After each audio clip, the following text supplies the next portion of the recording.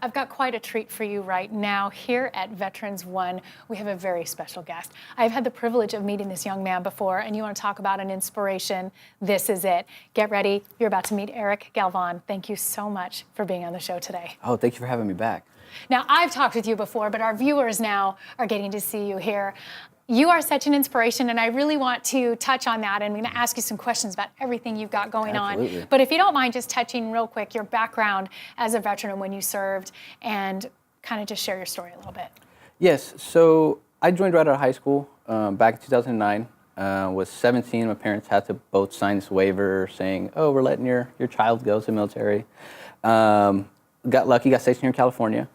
Deployed in 2011 and unfortunately was injured overseas. I stepped on an IED, which is improvised explosive device, and it took both my legs and my right hand.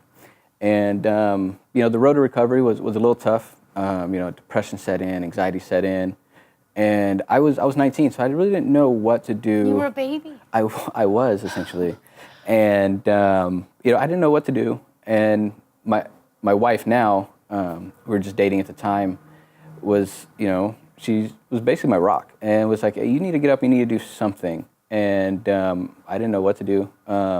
She's like, go to school, just get out of the house, you're driving me crazy, go to school.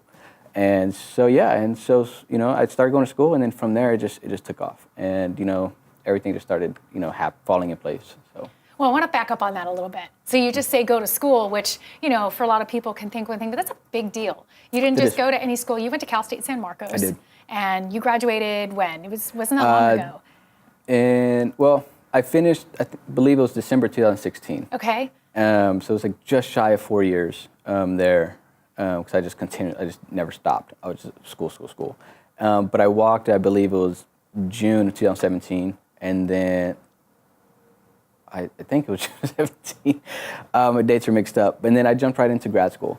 And so I'm like 2 semesters away from graduating. And so I'm very excited. Where did you go to grad school?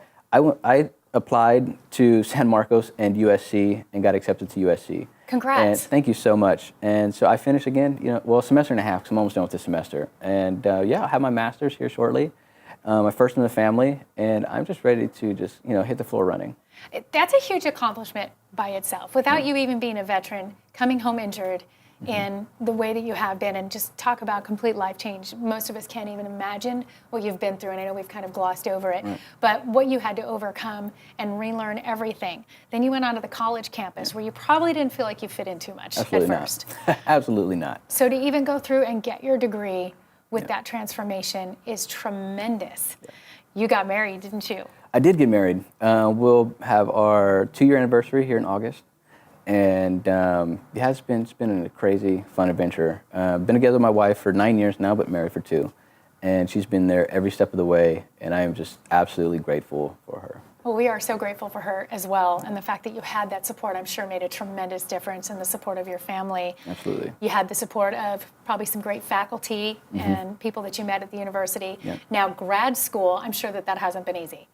Oh, no. Grad school, that's a whole roller coaster in itself. I was very motivated leaving my undergrad to go to grad school. So my undergrad, it was just kind of a stepping stone for me. I always knew I wanted to go to grad school and get my MSW, social work degree, so I can work with other vets. And so my bachelor's was kind of, okay, it's done, it's cool. And then I went to my grad school, very motivated, sprinted right out of the gate, took a full load in grad school, which is very difficult, by the way, and got really burnt out. My first semester, I was pulling my hair out, not sure if I was going to complete it because it was just way too much. I'm fortunate enough that I don't have to work, so it's just nothing but school, but I was so stressed and overwhelmed with the workload as a full-time grad student that I was like, you know what, I just might drop out. And here comes my wife again to my rescue. It's like, no, just go part-time and see what happens. And that's what I did, and like I said, I'm 2 semesters away from graduating, so very excited. And you mentioned that you want to use now your graduate degree and you want to now serve veterans, right, which is amazing, because you could have said, no, now I'm going into accounting, anything. You could have said anything that you wanted to fulfill, but now you've chosen a passion of serving. Tell me what it is that you're looking forward to doing. Working with veterans, and children. I think that was a new kind of little add-on that I thought about in the recent years. Children as well, working with disabilities and other issues. But specifically for veterans, working on the transition piece, because the transition is not easy. For the normal veteran doing 4 or 5 years, whatever their time is, just that time away from the civilian life and transitioning back, it comes with its own difficulties. You know, you've been away for 4 or 5 years. The friends that you grew up with moved away doing their own thing. You know, you've been basically recreated in a sense, and now they're being kind of tossed back to the wolves, so to speak, because now you're coming back and you don't know what's what. You know, for example, for me, I didn't know how to go to school. My parents didn't go to college. My wife walked me through the process, and some of the faculty there at San Marcos helped me. You know, we don't necessarily really know how to, you know, apply for a mortgage and things of that sort. And so Which you did, right? Which I did. You know, I'm a homeowner, which is very fortunate. Congrats. Yeah, thank you. But it's these little stepping stones that our peers typically kind of go through gradually and kind of get assisted with that we don't as veterans. Many of us join right out of high school like I did. And then, you know, you serve your time and, you know, do many years, most of them, and they come back and it's just, stuff is just not the same. It's very taboo to them. So I want to work with vets and help them transition, not correctly, but, you know, more in a positive manner. Many of them turn to drugs and alcohol to cope, and it's a downward spiral quickly. Right. Yeah, there's such a majority, not a majority, but there's so many that suffer then with PTSD, with depression, like Right. you said, with dealing with maybe the opioid addiction.